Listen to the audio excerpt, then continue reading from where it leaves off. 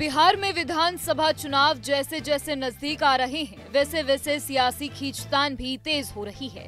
NDA गठबंधन में seat बंटवारे को लेकर अब भी पेच फंसा हुआ है।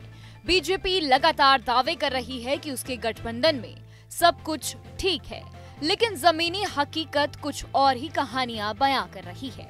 खासकर लोक जनशक्ति पार्टी यानी एलजेपी के प्रमुख चिराग पासवान की सीटों की मांग को लेकर विवाद गहराता जा रहा है। सूत्रों के मुताबिक चिराग पासवान अपने गृह जिले जमुई की 2 विधानसभा सीटें चकाई और सिकंदरा की डिमांड पर अड़े हुए हैं। चिराग का मानना है कि इन सीटों पर उनकी पार्टी का जनाधार है।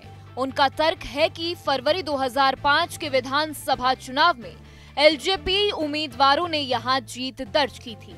इसके अलावा जमुई लोकसभा सीट से फिलहाल उनके जीजा अरुण भारती सांसद हैं और इससे पहले चिराग खुद 2 बार यहां से सांसद रह चुके हैं। यही वजह है कि वे इन दोनों सीटों को अपना प्रभाव क्षेत्र के रूप में देखते हैं।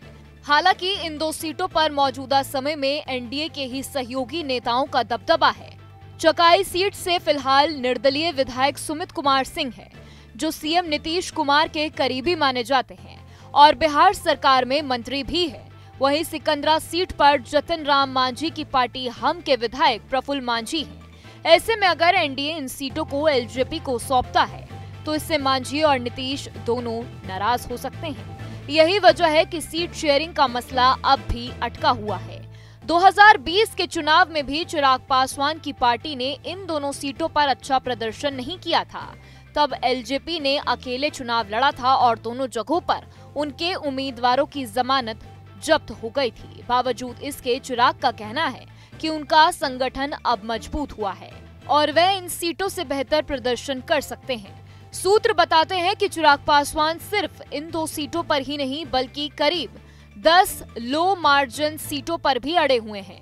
इसमें बेगूसराय, खांगड़िया और बखरी शाहपुर कमाल जैसी इलाकों की सीटें भी शामिल हैं, जहां पिछली बार एनडीए ने बहुत कम अंतर से जीत दर्ज की थी। अब ये खबर है कि चिराग पासवान और बीजेपी के चुनाव प्रभारी धर्मेंद्र प्रधान की मुलाकात हो चुकी है। बताया जा रहा है कि दोनों के बीच सीट शेयरिंग को लेकर सकारात्मक बातचीत हुई है। धर्मेंद्र प्रधान शुक्रवार को पटना पहुंचे और उन्होंने पहले बीजेपी नेताओं से मीटिंग की, फिर चिराग से मुलाकात की। माना जा रहा है कि अब जल्द ही सीट बंटवारे पर अंतिम फैसला हो सकता है। इस पर चिराग पासवान ने क्या कहा, सुनिए।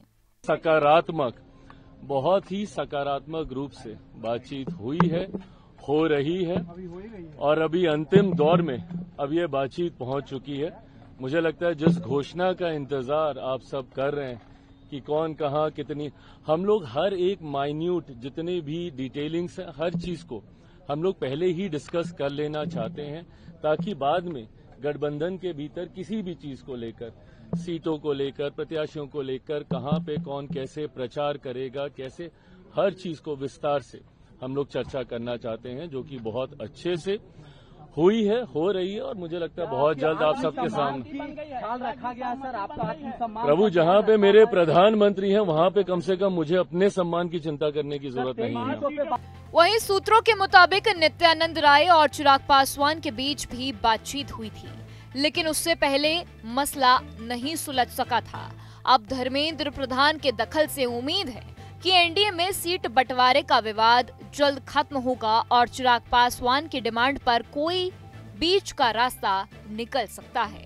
जहां भक्ति है हर शब्द में, कथाओं में छुपे हैं दिव्य रहस्य और ज्योतिष देता है जीवन को दिशा। धर्म से जुड़ी हर बातों को जानने के लिए हमारे चैनल स्तुति को सब्सक्राइब करें। चैनल पर जाने के लिए इस लिंक पर क्लिक करें।